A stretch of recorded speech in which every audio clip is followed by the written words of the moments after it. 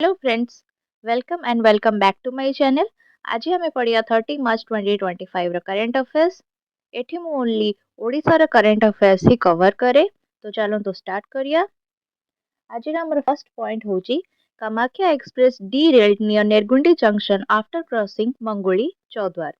माने आज Kamakhya express line च्युत हेची मंगोली निकट नेरगुंडी पाखेरे। जोटा की खबर मिली पाखापाखि 11टा बगी लाइन च्युत हेची। एबे चलंतु देखिबा हमर सेकंड पॉइंट।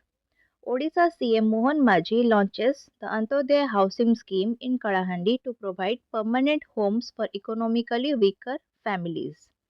माने आज हमर ओडिशा रो सीएम श्रीजुक्त मोहन माझी अंत्योदय हाउसिंग स्कीम रो शुभ आरंभ करिसंती कलाहांडी रु, जोटा कि हमको प्रोवाइड करबो permanent Holmes for economically weaker families. एबे चलंतु हमें देखिना हम third point. Odisha CM approved medical college in Jagatsinghpur addressing a long standing demand of the district residents.